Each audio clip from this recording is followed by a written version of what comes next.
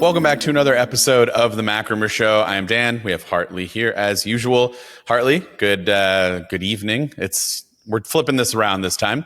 But our main topic for today is really interesting because of your exact location of where you are right now. So you are in South Korea, and you just told me that you got to check out what for the first time? So these are the new Samsung foldable devices, which, of course, you have had plenty of time to take a look at. I have one right here, which is great. But this entire episode isn't about the Samsung Foldable, so nobody worry. It is about Apple's Foldable, though, and they do have some crossover.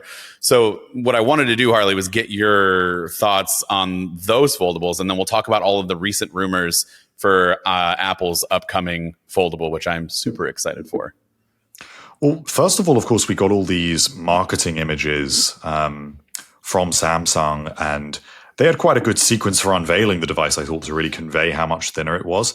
And I was blown away by the design, but feeling it in the hand, it really was incredibly impressive. I think it is the best hardware that Samsung has ever made. And I think it's very interesting, as we'll discuss, that actually it looks like Apple can't match it. It looks like the first generation Apple Foldable that's coming next year will not be able to stand up to this year's Samsung Foldable in a number of regards with regards to its hardware. Which different ways do you think they can't match? Well, they're missing a camera. They're missing a camera for a start on the back, and they won't be able to get it as thin. I mean, the Samsung, the latest Fold 7 is stupidly thin. I mean, that is 4.2 millimeters when unfolded. That's thinner than an iPad Pro. It's kind of remarkable that excuse me, my throat. It's kind of remarkable that Apple hasn't put a ton of priority into that, considering how thin some of these other devices like the iPad Pro that you just mentioned are. Is it going to be around that size then, is what we're thinking? I think that Apple has prioritized this, and that's ultimately why they're debuting the iPhone 17 Air this year. But the fact of the matter is that Samsung has been iterating on these devices now for years, and has a lot of experience in getting into this grind generation over generation of trying to deliver these improvements. I mean, I think I remember Samsung put up a slide showing the weight reduction with each generation successively. Apple just hasn't had an opportunity to do that.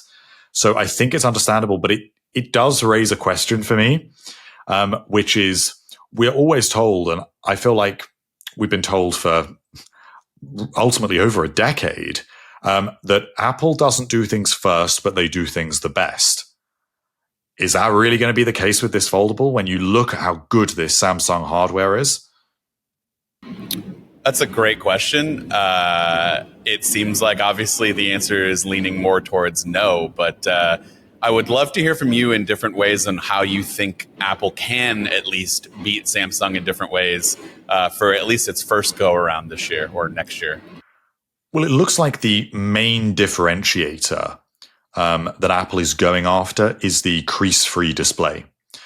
This has been supposedly the reason why Apple hasn't gone for a foldable sooner, or at least the main reason, because all existing foldables have plastic displays with a very prominent crease in the middle. And this is something that has improved generation over generation. I mean, I remember taking a look at Samsung's first foldables, and it was really quite a deep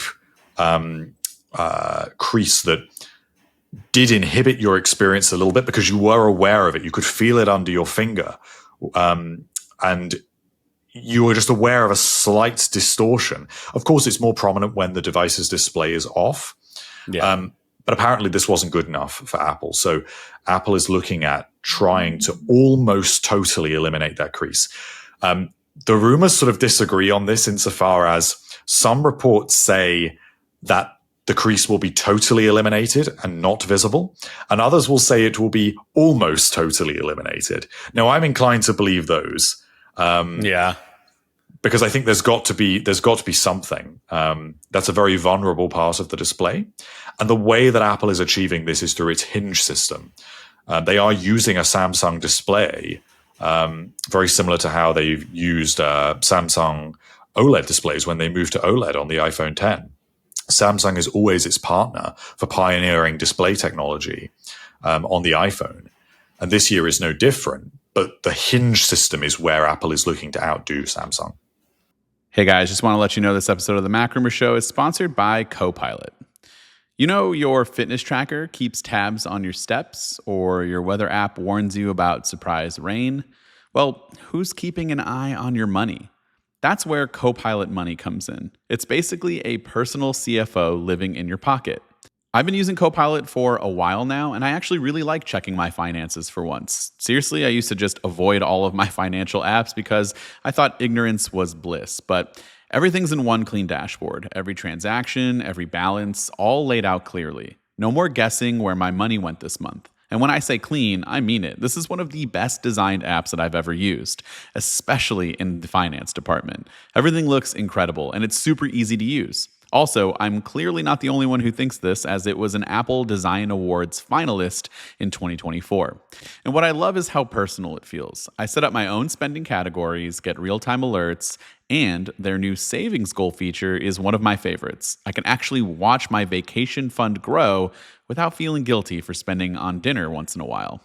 Plus, Copilot is privacy first and totally ad-free. They don't sell your data ever. They just have a straightforward subscription, which honestly feels pretty refreshing these days. So thank you to Copilot Money for sponsoring this episode. And get started today at copilot.money and get 2 months free by entering MacRumors 2 when starting your free trial. Again, get a 2-month free trial when you use the referral code MacRumors2 today. Thanks, Copilot, for sponsoring this episode. So we did this a little earlier, but for those of you who are listening, if you get a moment to check out the YouTube video version of this, you can see what I'm talking about. This is the Oppo Find N5. It came out earlier this year. This was highly regarded, and obviously Oppo was definitely praising how well they did with its crease elimination, or at least they tried to. So this is with the display off. It's very fingerprinty. I'm sorry about that, but you can definitely still see the crease when the display is off, and obviously in the right, light, if you catch it, it's very prominent. You think Apple can get better than that? Now here's Samsung. This is with the display on, but we'll turn it off. Sorry, it didn't turn off. It's just as prominent. It's probably even more so. I just have a really hard time believing that you're going to get rid of that completely. I don't doubt Apple in the sense that maybe one day they'll figure it out, but I just can't see how it's going to be completely eliminated. So I do agree with you and those other rumors that were like, it's going to be close, but it's not completely gone. How? I don't even know how you can imagine to do that. Apple knows that people are going to put this device side by side with Samsung's, and Apple needs something to be able to prove that it has outdone Samsung, because ostensibly in every other way it hasn't. It can't match the number of cameras in the device. It can't match its thinness, and it can't match the fact that Samsung has delivered 7 generations of these things by now. So in having a crease-free display, Apple can actually tout something that it has engineered itself and has sort of taken the lead on. Supposedly the way that they're doing this is with a system of metal plates that sort of disperse and control the stress under the display. But these are mechanical components, so it's a little bit abstract to really understand how that makes a difference to the display itself. But I think it's really interesting. It'll be interesting to see quite how much of a difference that makes, because it would be weirdly un-Apple-like to have these plastic displayed devices open in Apple stores and you can see that crease when you walk by. It just doesn't feel very Apple. So I totally understand why for them it's really important to make it feel just like you've got a tiny iPad. Yeah. I still think they're going to sell quite a bit of these, especially if it's anywhere remotely close to, what we have here. And then, obviously layer in the software experience and the integrations and ecosystem. And I don't know. I just think it's still going to do well, but it is going to be a little disappointing that a first gen product is going to be, potentially lesser in comparison to Samsung in terms of hardware. Even with the Vision Pro, like there are other products that are out there that probably do some things better than Apple and were a better value and better thing to buy. But there's no doubt that the Vision Pro had everyone beat in terms of the hardware and like the wow factor in the engineering. And so like I'm expecting that with this. And I really hope they can get the crease completely eliminated, because I think that would provide a pretty huge wow factor for some people. But I think that the people that are looking at this, the everyday consumer that is like, you know what, that's pretty cool. Like I kind of want the ability for my phone to turn into I've never seen this before. I've never used one before. Like, I don't think anyone's going to care if there's a fold or there's a crease. And I especially have said numerous times, yeah, you can see it. We've talked about it a million times, but you don't really notice it when the screen's on, and your eyes, you just kind of get past it pretty quickly. So I'm curious as like the everyday person, what they think about this and if they even care if this crease is eliminated or not. Another possibility is that Apple could undercut Samsung in terms of price. So the Z Fold 7 starts at $2,000. It's entirely possible that Apple could come in at $1,800. That's shocking. I mean, I imagine Samsung would pretty quickly match that if Apple did do that. But it's all a question of exactly how they're going to position this. I imagine they will go straight in at 2,000. Yeah, and honestly, Samsung was already selling these for a lot less beforehand. I think they were at $17.99, and then this year they raised it back up because of the new features and the new engineering and hardware. So it started at 2,000. After a few years, it started to go down a little bit, and then they just bumped it back up this year. So it'll be curious. I don't think Apple. I don't know if Apple will go more, but they're not going to go less. That's my feeling. And I think they can, to some extent, get away with it because a Pro Max is a pretty different device to what this is offering. This is a first-generation product. It's ostensibly for early adopters, a little bit like the Vision Pro. And then Apple's actually not expecting to sell a huge amount of these compared to other iPhone models. And if you can pick up an iPhone, this will be next year, so an iPhone 18 for $800. I mean, it's a pretty big difference to go all the way up to a $2,000 foldable. But people will do that.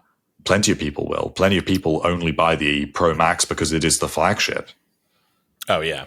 Well, the other thing is you're not going to get, if it's only got two cameras, you're not even going to get the flagship experience from the Pro Max carried over. And honestly, with these Samsung ones, you didn't really either until just now, where they were able to add in all the cameras that you'd get on an Ultra, basically.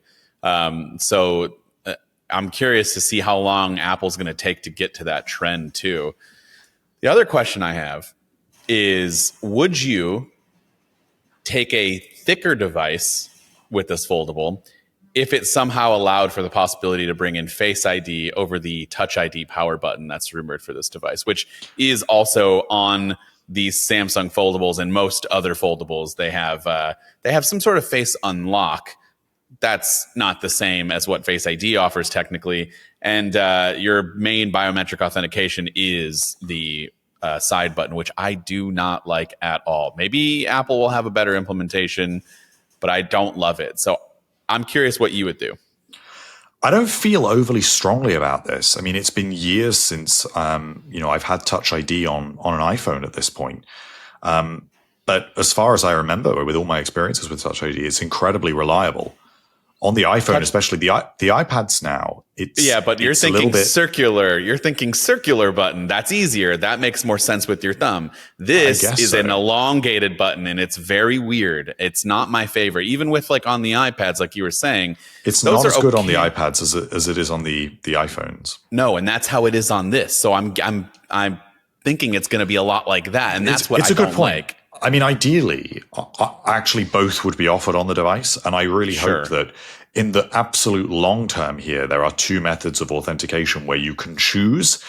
Either you want the iPhone to go with whichever is first or faster. So maybe Face ID is an angle toward me, but I'm touching the fingerprint sensor, so it uses that. Or if Face ID is faster, then it goes straight to that.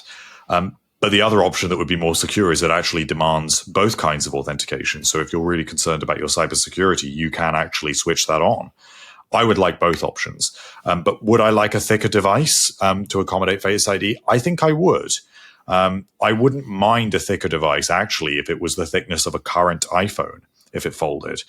But weirdly, that isn't my main concern. My main concern is the loss of the telephoto camera, because these two cameras that are going on the foldable iPhone next year are just like the standard iPhones of today. So we've got the main or wide camera and the ultra wide. I use that telephoto so much. Even at 5x, I use it at least as much as I use the main camera. I take a huge number of pictures with that longer reach. Remember when you hated the idea of that newer telephoto lens and how, how long that focal length was? I mean, it did take some getting used to, but it's actually not as big of a difference as I thought it would be. And in the long run here, if Apple moves to, it's supposed to move to a 48 megapixel sensor this year. If that increases the throw to 7x, if you can then dial it back and crop into 3.5x, then that will actually give it straight back to me as I was used to it. So I'm not too worried about where the telephoto camera is on the iPhone. If anything, I'm quite excited about its future, because we're going to 48 megapixels this year. And 3 years after that, it probably will have a variable aperture as well. I currently know, and I'm already contending with this predicament, which is crazy, really, considering that we are well over a year away from when I will actually spend my money on this device. But I am already trying to think, do I go for an iPhone 18 Pro that has that camera that I love? Or do I go for the first foldable iPhone that is actually going to make me not have an inferior version of that camera, but give it up completely? And I don't know what the answer to that question is. Yeah, we're going to find out with the Air. Are you going to try the Air this year? Probably not, because of pretty much the same reason. I would be very interested in the Air, but I can't see myself dropping to a single camera. I also actually, over the last year, have become a pretty big user of the ultra-wide camera. I never used to like the ultra-wide camera. Before the iPhone 16 Pro, it was relatively unusable other than for just practical purposes, like if you needed to give an impression of scale, but it was never for photography. You could never get anything that looked nice out of it. Mm-hmm. Now, it just looks fantastic. And it's really useful in a lot of situations. Like over the past couple of weeks when I've been traveling and visiting new places, if I've wanted to give an impression of scale, the ultra wide is fantastic. So I'm very reluctant to give that up on the iPhone 17 Air. I'm just too attached to the camera system. But a foldable display and the ability to open it out is very appealing to me. I'm a big Kindle user. And although I would be reluctant to lose e-ink, a little foldable form factor would be perfect for me in a lot of situations. I also used to love the iPad mini. So Apple's really pulling me here two different ways. And these are the compromises with a first generation device, but it might not be until the second or third generation of this device. I expect the second generation probably won't be redesigned. It might be the third version, or maybe even the fourth, when they finally put this camera on there. So next year, you're telling me Apple comes out with this foldable. You're going to buy what? Probably an 18 Pro. Oh my gosh. You're not even going to give it a shot on the first gen? I would love to. I really would love to. And I might change my mind. But I just don't know if I can live without that telephoto camera. I don't know if I can do it. You got to at least take it for a spin for a couple of weeks. You still got that return period. That's a very valid reason to try it out. Try it out. If you find out you can't live without that telephoto lens, then, and the same thing with the Air this year, honestly. The thing is, I would get used to it, but I know that there would be occasions when I would think, I really wish I could get closer here, and I just can't. Yeah. And that would be something that would bother me. And also, this is a device, and we know this from first generation products, that will be fairly limited. We feel it today with the Vision Pro, which fairly soon is getting a significant specification bump.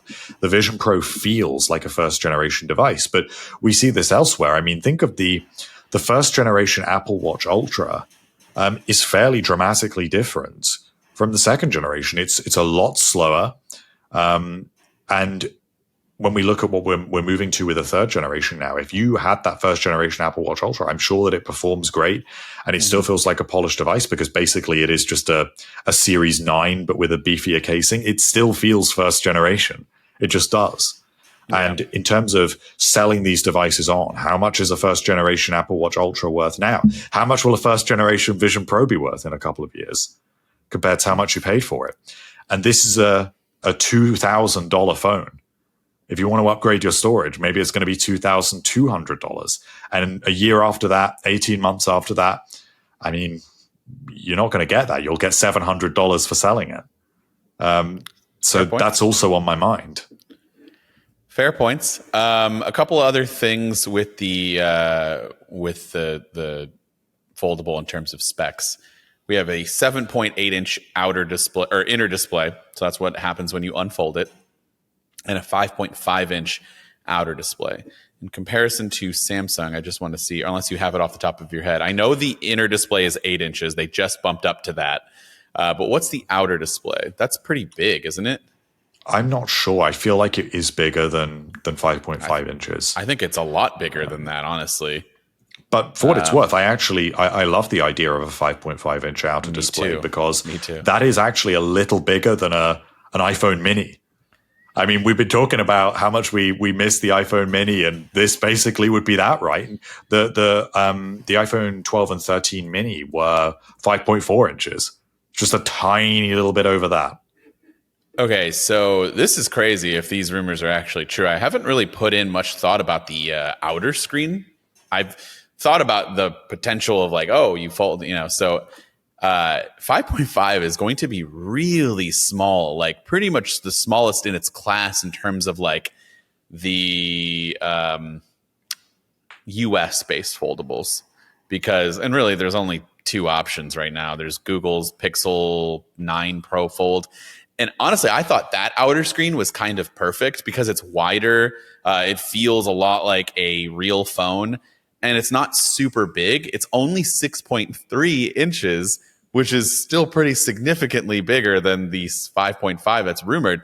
The Z Fold 7 is 6.5, a full inch bigger. And it's obviously still pretty narrow and tall, though Samsung is working on getting that rectified. And they did a much better job this year, but it's still, awkward. You have one hand. There's no way I can reach up to the top. 5.5 inches might actually be really good. Like, I'm super into this idea. And I think that blends well with Apple's ethos and what I can imagine them saying about this device, which is, well, if you can just open it up and get access to this big display, why do you need a big display on the outside? You just need something for quick access to your apps. You want to check the Maps app when you're walking along, whatever it may be. You've got something available for that. But then you can open it out if you need to. That feels like it's a much more cogent argument to me. Than, okay, we're going to give it a massive display and then an even more massive display on the inside. So here's my concern, though. How does that look? What is the shape of this? Because my guess is you need to get it at least 6+ inches in order for 7.8 or 8 inches to make sense when it unfolds. It's kind of more like what is this? More like a rectangle? No, it's more square. It's like a square. 5.5, if they want to keep it this size when it unfolds in this shape, there's going to be significant bezel then, right? In order to make up for the lack of space? I'm having a hard time visualizing. I don't think so. I mean, these display vertical, not horizontal, not vertical. Diagonally. This would be diagonal. We get it right the third time. Yes. The diagonal measurements of display sizes don't indicate aspect ratio in any way. True. So Apple does some strange things with aspect ratio, like say the iPad mini is a really weird long aspect ratio compared to something like the 13-inch iPad Pro, which is way more squarish. The MacBooks are really consistent. But Apple has changed the aspect ratio of the iPhone over the years. Something like the iPhone 5 was really long and tall compared to the iPhone as it is today. So I can imagine that this will be totally different. I actually imagine it being a little bit more like a Pixel foldable. Yeah, well, that's what I'm saying. The Pixel foldables were perfect, but that was still 6.3 inches. That's still pretty big compared to 5.5. I imagine it'll be the same, just a little smaller. Okay, so I hope it is like that. What's the first gen like, actually? Because that was also the same. Pixel first gen foldable outer screen size. That is definitely a long Google search. Yeah, that was 5.8 inches. Okay, so that makes a little bit more sense. And the inner display was, what was that? That was 7.6 inches. So yeah, it's going to be more in my mind now that I'm visualizing this a lot like the first foldable from Google, which was, I mean, I really liked that one too. I feel like there was some pretty decent sized bezels on it though. So I'm just a little worried about that outer display. And if we're going to start bringing in these chunky top and bottom, what if they just made it a like iPhone 8 top and bottom? They put Touch ID on the front somehow. That would be funny. Yeah, I hope that doesn't happen. Yeah. But not ideal. I think it's going to be really interesting to see how this device is positioned, because the iPhone 17 Air is this kind of semi-premium device that sits between the Pro models and the standard model, and actually offers something different. So very recently, we've had the rumor that that's going to be the device with a titanium frame now. Titanium will be on no other models, but it'll be on that one. And also, so ridiculous. It's going to be, obviously, we know it's going to be super thin, and it's going to have Apple's custom modem. And none of the other models are expected to get that this year, just that one, and obviously the iPhone 16e. But the foldable next year will be the same. And we don't know yet exactly what chip it's going to have, but we know that the technology is based on the iPhone 17 Air. So it wouldn't surprise me if the foldable is not a Pro device. It's just a foldable iPhone. And that means you get a standard chip, you get 2 cameras instead of 3 on the back, you get no possibility to have a SIM. It has to be an eSIM. You only get a single speaker to save space. The same compromises. And you compare that to the Pro models that will be cheaper, but actually offer a Pro experience. So I feel like the people who genuinely buy a foldable device like this, where it gets bigger, not the flip, are Pro users or tech nerds. And then there's like a 0.1% of those people that just thought it looked cool and they have no reason for it, but they bought it anyways, because why not? I also have to acknowledge that Samsung doesn't quite have the phone sales volume as Apple would, right? I mean, I would expect Apple to just maybe in the future overtake that if these are really good. But as of right now, obviously Samsung's just dominating the foldable game. There's really no competition in the US. So I just don't know if the non-tech, non-pro people will just buy it just because it's a new Apple phone and they think it's cool. And, like, I don't know what that bump's going to be, but like, I feel like this has to be positioned. The point of my story has to be positioned as a Pro device, right? Like, what else would you need this for? I don't think it will be. I think it will be very similar to the iPhone 17 Air, where what you're being sold on is not its how advanced its technology is. You're being sold on its design and the fact that it's taken a different direction. So with the Pro models, you get 3 different cameras, you get all these Pro camera features. With the iPhone 17 Air, what Apple is going to say to you is, this single camera is so good, it's all you need.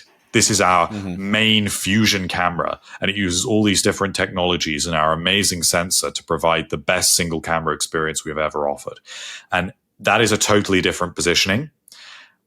That goes hand in hand with saying, we've got this totally new form factor. It's doing something completely different. And we're coming at this device from a different direction, and we're trying to appeal to different people. And if you want to come along for this ride, then this is the device for you. I think Apple could have done this. Yeah, I mean, either way, I don't think it's going to make a huge difference, but that makes sense for the Air, that marketing plan, the camera excuse, like it makes total sense. I feel like they could have squeezed another camera on here. It's not impossible. There's no, in my opinion, there's no huge engineering issues. Plenty of companies are putting multiple cameras in. You just got to get a little creative with how you're positioning it.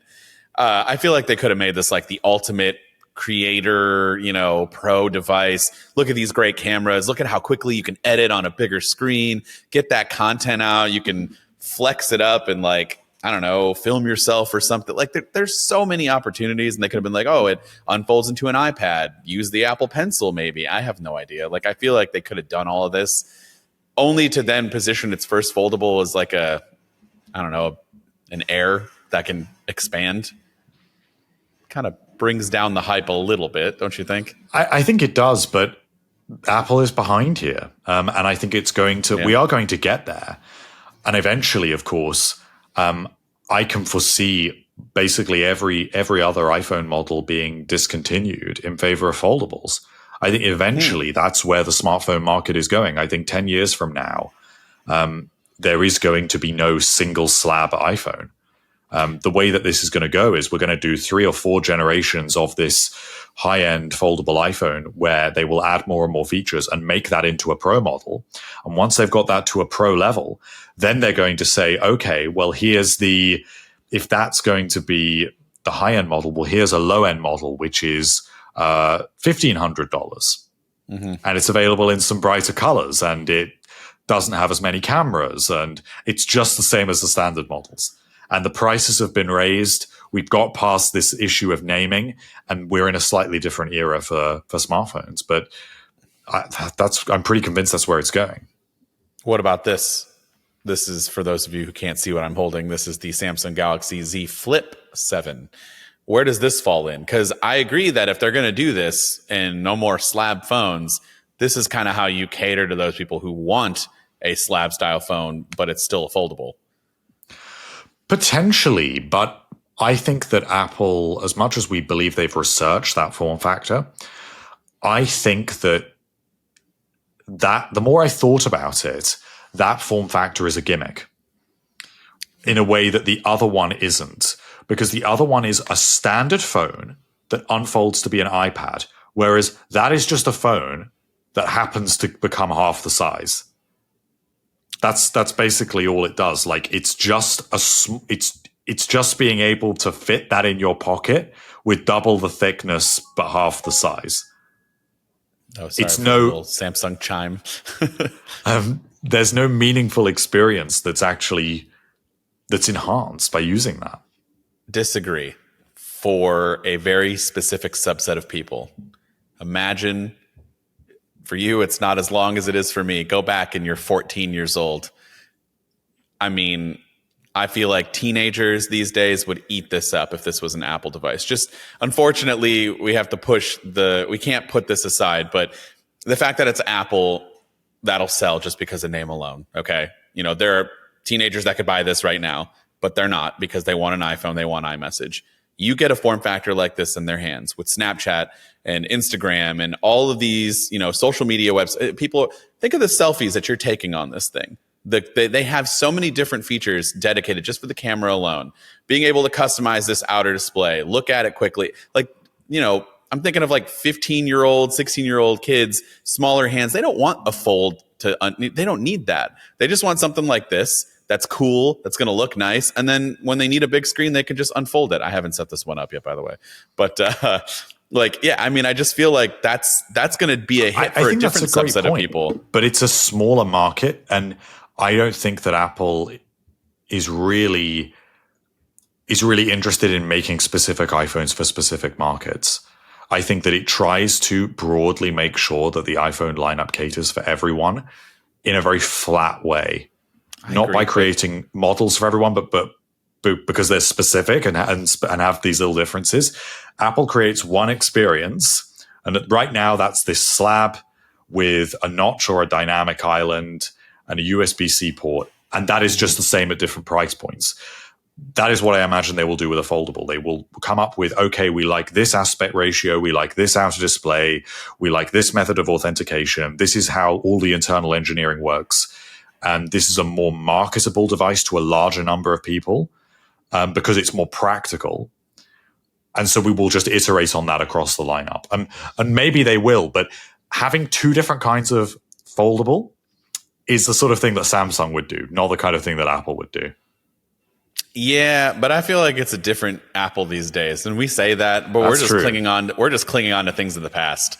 I feel like the fact that they're even making a foldable shows us that they're not the same anymore. And I agree with you that it's probably going to go that way, but I also think that they're not catering to a certain group of people, but they kind of are. No one needs this. People are totally fine with no one needs it, phone. but Apple needs to have things to iterate on. And the fact is, the iPhone in its current form has a lot of material limitations on where it goes from here. And if Apple doesn't move to foldables, what are they really able to do with this device over the next 10 or 20 years? Battery technology can improve, but that will ultimately just result in the device getting a bit thinner and having slightly longer battery life. But it's a static thing now. Like how much better can these cameras get? They can add variable aperture. They can increase the size of the sensor. They can increase the number of megapixels. They can put a better anti-reflective coating on the display. They can keep doing these things. Put Thunderbolt on there. Make the speakers better. But this is a device that is so mature now. I mean, it's a bit like a Mac. Like, how much more can we really do to the Mac or Mac OS? This is something that's been iterated on now for 30 years.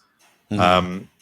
So foldables make sense because it's a new challenge and a new form factor, and it is a way to keep pushing those iPhones out the door for another 10 years.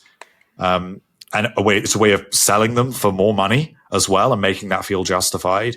It's a way of reshaping the lineup and actually a way of making the experience feel different. I mean, we still remember what a big deal it was with the iPhone 10. That was a big deal, moving to OLED, reducing those bezels, introducing Face ID. That was a really big deal. The foldable would be even bigger than that. In lieu of the foldable, what can they do to it? Not a whole lot. So I think that's just where we are with it. The question I want to end with, and I would like everyone to participate if you've made it this far. You know the deal. Hit us up anywhere. But Hartley, I need to know your response. It's this is the fantasy world, so you're going to have to just take it the way I say it. Okay, you ready? Next year, there's no slab phones. There are only two foldables. There's a flip and a fold. You have to pick one. Which one would you pick right now? Don't even think about it. Just the first choice. Okay. Why? Because it's actually practically useful. But it's going to be big, and this will be like basically an Air folded down.